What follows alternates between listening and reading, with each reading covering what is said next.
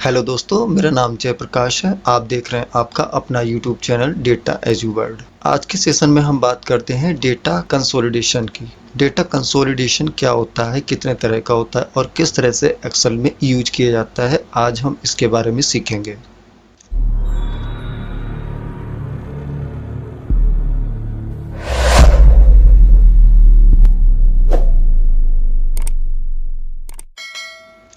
मेरे पास एक dummy data है। ये मंथली सेल्स रिपोर्ट 2023 की है। इसमें जनवरी, फरवरी, मार्च और अप्रैल की अलग-अलग शीट्स में का डेटा है। यहाँ पर जनवरी की सेल्स है, इस शीट में फरवरी की है, यहाँ मार्च की है, यहाँ अप्रैल, और इस शीट में मैं आपको डेटा का कंसोलिडेशन करना बताऊंगा।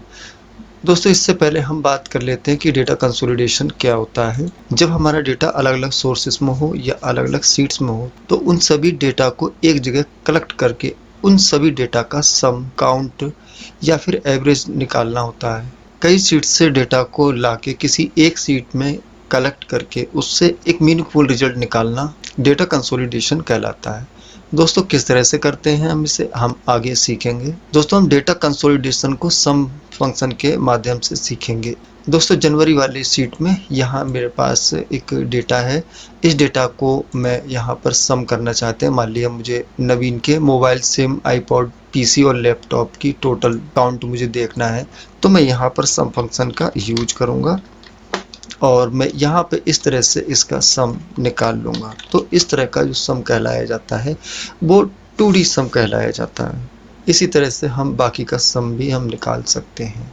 ये एक तरह का सिंपल सम है। अब मान लेते हैं कि यहाँ पर अलग-अलग शीट्स में डेटा है और वो सभी डेटा का स्ट्रक्चर एक जैसा है, यानी कि A1 से लेके F6 तक मेरे पास डेटा है और ये डेटा प्रत्येक शीट में A1 से F6 तक है। आप देख सकते हैं यहाँ पे A1 से F6 तक है, ये भी A1 से F6 तक है और यहाँ पर भी इतना ही है। तो इस तरह से इन चारों शीटों का जो डेटा स्ट्रक्चर है एक जैसा है। और जब ऐसी कंडीशन में जबकि डेटा स्ट्रक्चर एक जैसा हो, तब हम इनका सम किस तरह से निकालते हैं, चलिए आइए सीखते हैं। दोस्तों, यहाँ पर डी कंसोल नाम से मैंने एक शीट बना ली है। यहाँ पर मुझे इन सब का सम निकालना है, तो मैं यहाँ पर इक्वल मार्क लगाऊंगा। जनवरी का जो B2 सेल है इसको सिलेक्ट करूंगा, प्लस मार्क लगाऊंगा। यहाँ पे B2 सेल है, यहाँ पर B2 सेल को मैं क्लिक करूंगा, प्लस लगाता हूँ। फिर मार्च की शीट पे आता हूँ, फिर मार्च की शीट पे भी B2 सेल पे मैं क्लिक करता हूँ, प्लस करता हूँ। इसके बाद अप्रैल की शीट में भी मैं B2 पे सिलेक्ट करता हूँ और एंटर करता हूँ। तो मेरे पास यहाँ पर मोबाइल में नवीन की मोबाइल की चारों महीने की सेल्स मेरे पास यहाँ आ गई है। आप देख सकते हैं यहाँ पे 25 है, यहाँ पे 20 है, 45 हो गया है और यहाँ पे 65 हो गया है और यहाँ मिला के 15 है, तो यहाँ पर 80 हो गया है। तो 80 मेरा यहाँ पर आया है और मैं यहाँ पर इसको ड्रैग कर देता हूँ, तो इन सभी की सेल्स मेरे पास यहाँ आ जाती है। इस तरह से चार अलग-अलग शीट से मैंने डेटा एक जगह कलेक्ट कर लिया है और यहाँ पर मैंने इसका सम कर लिया है। दोस्तों, इस कंसोलिडेटेड शीट में अलग-अलग शीटों का मैंने डेटा यहाँ पे कंसोल्ड किया है। यदि मैं यहाँ पर किसी भी एक शीट में डेटा कम कर देता हूँ, मान लिया यहाँ पर 5 कर देता हूँ, तो मेरा इस वाली शीट में डेटा कम हो जाता है, क्योंकि यहाँ पे 60 हो जाता है। मैंने डायरेक्ट 20 कम कर दिया है। अंडू कर देता हूँ तो यहाँ पर 80 हो जाता है। दोस्तों, इन चारों अलग-अलग शीटों से हमने अभी जो सम किया था, डेटा कंसोलिडेट किया था, एक सिंपल तरीका था। इसका एक और भी तरीका हम यूज कर सकते हैं। इसका तरीका ये है कि आप यहाँ पे एक सम फंक्शन यूज कीजिए और जनवरी शीट की B1 सेल को सिलेक्ट कर लीजिए, B2 सेल को सिलेक्ट कर लीजिए, शिफ्ट दबाए रखिए। अप्रैल शीट को जहाँ तक हमें डेटा लेना है उसको भी सिलेक्ट कर लेते हैं, तो हमारे पास ये फंक्शन आ जाता है और इसको ब्रैकेट से क्लोज कर देते हैं, एंटर करते हैं। तो यहाँ पर हमें चारों शीट का डेटा यहाँ पर मिल जाता है। जनवरी से अप्रैल तक की जो 4 शीट हैं, इन सभी के B2 सेल का डेटा कंसोलिडेट हो जाता है और हम इसको इस तरह से ड्रैग करके टोटल शीट का सम निकाल सकते हैं। चलिए दोस्तों, अब जानते हैं कि कंसोलिडेटेड टैब के द्वारा किस तरह से हम डेटा को कलेक्ट करते हैं या कंसोलिडेट करते हैं अलग-अलग शीटों से। डेटा कंसोलिडेट करने के लिए, अलग-अलग शीटों से कंसोलिडेट करने के लिए हम सबसे पहले डेटा टैब पर जाते हैं।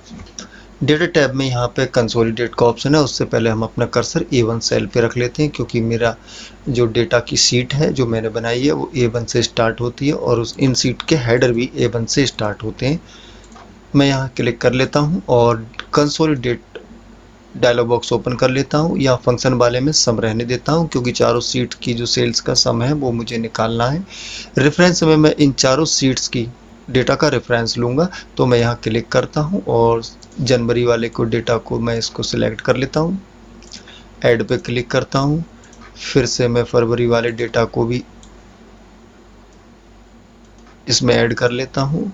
फिर मैं इस बटन पे क्लिक करता हूँ। मार्च वाले सीट पे आते हैं, इसके डेटा को भी यहाँ पे रेफरेंस में ऐड कर लेते हैं। फिर मैं बटन पे आता हूँ और अप्रैल वाले डेटा को भी यहाँ पर ऐड कर लेते हैं। और मैं यहाँ पे टॉप रो और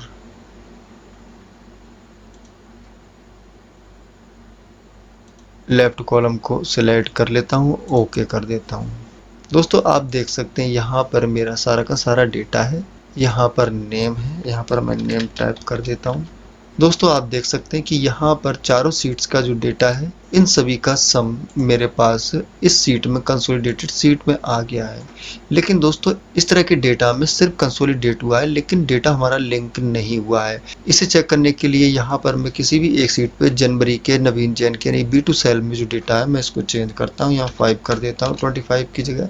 तो यहाँ पर मेरा डेटा चेंज नहीं होता है, वहीं का वहीं रहता है। इसके लिए दोस्तों हम कंसोलिडेट का दूसरा ऑप्शन यूज करते हैं। मैं इन सारे डेटा को डिलीट कर देता हूं। फिर से A1 सेल पे डेटा को रखता हूं, कंसोलिडेट ऑप्शन पे जाता हूं। यहाँ पहले से जो रेफरेंस है मैंने डिलीट कर देता हूं। अब मैं यहाँ पर नए सिरे से डेटा को कंसोल करता हूँ। यहाँ क्लिक करते हैं, जनवरी के टैब में क्लिक करते हैं और इस डेटा को सिलेक्ट कर लेते हैं, ओके कर लेते हैं। इसे ऐड पे ले आते हैं। फिर मैं इस बटन को दबाता हूँ। फरवरी के डेटा को भी हम इस तरह से सिलेक्ट करके इस रेफरेंस को ऐड कर लेते हैं। मार्च के टैब को भी सिलेक्ट करके और इनका डेटा भी हम यहाँ ऐड कर लेते हैं। इसी तरह से अप्रैल की डेटा को भी सिलेक्ट कर लेते हैं और ऐड कर लेते हैं। दोस्तों यहाँ पर यूज लेबल्स इन में एक और चेक बॉक्स है जिसमें लिखा हुआ है create link to source data. दोस्तों यहाँ पे हम जैसे ही क्लिक करते हैं तो हमारा जो डेटा का जो लिंक है, इन चारों सेल्स की जो डेटा का लिंक है वो यहाँ पर भी हमारा आ जाता है। तो मैं इसे ओके कर देता हूँ। तो आप देख सकते हैं यहाँ पर हमारे सारे के सारे डेटा लिंक हो गया है और यहाँ पे हमारे ग्रुप बन गए हैं। आप देख सकते हैं, इसने एक्सपेंड करता हूँ तो ये सारे के सारे का डेटा का ग्रुप बन गया है। मैं इसको एक्सपेंड कर देता हूँ। चलिए दोस्तों हम इस कंसोलिडेशन को समझते हैं। दोस्तों यहाँ पर मैं जनवरी टैब है।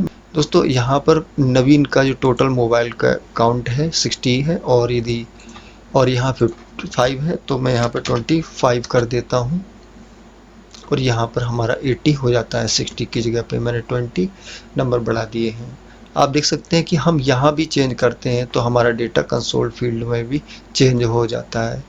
दोस्तों यहाँ पर इसे एक्सपेंड कर लेते हैं तो आप देख सकते हैं यहाँ पर ये सारी की सारी नवीन की सेल है। ये monthly sales report file name है जो आप देख सकते हैं ऊपर दिखाई दे रही है। और ये नवीन की मोबाइल की टोटल सेल है और ये चारों मंथ की सेल है। आप देख सकते हैं ये PC की, ये लैपटॉप की है। इसी तरह से यहाँ पर रवि गौतम की है, यहाँ पर संजू सागर की है, यहाँ पर सभी की बारी बारी से आपको दिखाई दे रही होगी। इस तरह से दोस्तों हम कंसोलिडेशन का यूज कर सकते हैं और डेटा को लिंक भी कर सकते हैं। दोस्तों उम्मीद है कि आपको ये वीडियो पसंद आया होगा। दोस्तों वीडियो पसंद आया तो लाइक कीजिए, शेयर कीजिए, कमेंट कीजिए और यदि अभी तक चैनल को सब्सक्राइब नहीं किया है तो सब्सक्राइब ज़रूर कीजिए।